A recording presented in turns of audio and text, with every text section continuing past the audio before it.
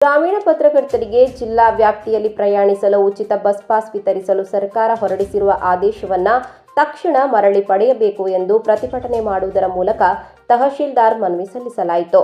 ಪ್ರತಿಭಟನೆ ಉದ್ದೇಶಿಸಿ ಕಾರ್ಯನಿರತ ಪತ್ರಕರ್ತರ ಧ್ವನಿ ಸಂಘದ ತಾಲೂಕು ಅಧ್ಯಕ್ಷ ಶ್ರೀಕಾಂತ್ ಮಾಲಿ ಪಾಟೀಲ್ ಮಾತನಾಡಿ, ಗ್ರಾಮೀಣ ಪತ್ರಕರ್ತರಿಗೆ ದಿನನಿತ್ಯದ ವರದಿ ಮಾಡಲು ಜಿಲ್ಲಾ ವ್ಯಾಪ್ತಿಯಲ್ಲಿ ಓಡಾಡಲು ಉಚಿತ ಬಸ್ ಪಾಸ್ ಸಂಬಂಧಿಸಿದಂತೆ ರಾಜ್ಯ ಸರ್ಕಾರ ಹಲವಾರು ಕಾರಣಗಳನ್ನು ನೀಡಿ ಕರಾಳ ಆದೇಶವನ್ನು ಹೊರಡಿಸಿದ್ದು, ಗ್ರಾಮಾಂತರ ಪತ್ರಕರ್ತರಿಗೆ ಮರಣ ಶಾಸನವಾಗಿದೆ.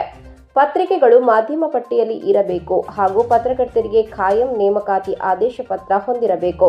ಈ ಆದೇಶದಿಂದಾಗಿ ರಾಜ್ಯದಲ್ಲಿರುವ ಯಾವೊಬ್ಬ ಗ್ರಾಮೀಣ ಪತ್ರಕರ್ತರಿಗೂ ಈ ಯೋಜನೆ ಪ್ರಯೋಜನವಾಗುವುದಿಲ್ಲ ಎಂಬ ಹೊರಡಿಸಿರುವ ಆದೇಶದಲ್ಲಿ ಮಾಧ್ಯಮ, ಮುದ್ರಣ, ವಿದ್ಯುನ್ಮಾನ ಮಾಧ್ಯಮಗಳ ಸಂಖ್ಯೆಯನ್ನು ಆಧರಿಸಿ ರಾಜ್ಯದಾದ್ಯಂತ ಒಟ್ಟು 5,222 ಪತ್ರಕರ್ತರಿಗೆ ಮಾತ್ರ ಈ ಯೋಜನೆಯ ಪ್ರಯೋಜನ ಎಂದು ಸರ್ಕಾರ ತಿಳಿಸಿದ್ದು, ಮಾಧ್ಯಮ ಪಟ್ಟಿಯಲ್ಲಿರುವ ಪತ್ರಿಕೆಗಳ ಸಂಪಾದಕರು ಹಾಗೂ ವರದಿಗಾರರಿಗೆ ಈ ಆದೇಶದಿಂದ ಅನ್ಯಾಯವಾಗಿದೆ. ಸರ್ಕಾರ ಈಗಾಗಲೇ ಶಕ್ತಿ ಯೋಜನೆಯ ಅಡಿ ರಾಜ್ಯದಾದ್ಯಂತ ಓಡಾಡಲು ಮಹಿಳೆಯರಿಗೆ 1,800 ಕೋಟಿ ರೂಪಾಯಿಗಳು ಮೀಸಲಿಸಿ ಓಡಾಡಲು ಆಧಾರ್ ಕಾರ್ಡ್ ಮಾನದಂಡ ಮಾಡಿದ್ದು, ರಾಜ್ಯದಲ್ಲಿ 12,000 ಪತ್ರಕರ್ತರಿಗೆ ಜಿಲ್ಲಾ ಮಟ್ಟದಲ್ಲಿ ಓಡಾಡಲು ಈ ರೀತಿಯ ಕಠಿಣ ಮಾನದಂಡ ವಿಧಿಸಿರುವುದು ಸರಿಯಲ್ಲ. ಕೂಡಲೇ ಸರ್ಕಾರ ನಿಯಮವನ್ನು ತೆಗೆದುಹಾಕಿ ಮರು ಆದೇಶ ಹೊರಡಿಸಿ ನಾಡಿನ ಪತ್ರಕರ್ತರಿಗೆ ಅನುಕೂಲ ಮಾಡಿಕೊಡಬೇಕು ಎಂದು ಆಗ್ರಹಿಸಿದರು.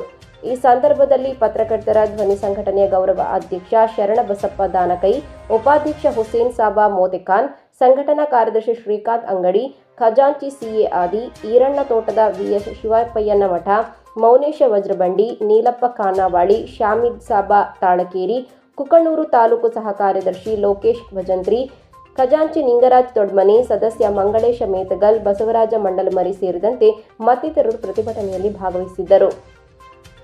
ಬಸವರಾಜ ಮಂಡಲಮರಿ, ಆರ್5 ನ್ಯೂಸ್, ಕೊಪ್ಪಳ. ಎಲ್ಲ ಪತ್ರಕರ್ತರಿಗೂ ಬಸ್ ಪಾಸ್ ವಿತರಣೆ ಮಾಡಬೇಕು. ಸಿದ್ದರಾಮಯ್ಯನವರು ಬಸ್ ಪಾಸ್ ವಿತರಣೆಯಲ್ಲಿ ತಾರತಮ್ಯ ಮಾಡುತ್ತಿದ್ದಾರೆ ಅಂತೇಳಿ ಆರೋಪಿಸಿ ಇವತ್ತು ಅವರು ರಾಜ್ಯಾದ್ಯಂತ ಪ್ರತಿಭಟನೆಯನ್ನು ಮಾಡ್ತಾ ಇದ್ದಾರೆ. ಮಲ್ಲಿಕಾರ್ಜುನ್ ಬಂಗ್ಲೆ ಅವರ ಒಂದು ಆದೇಶ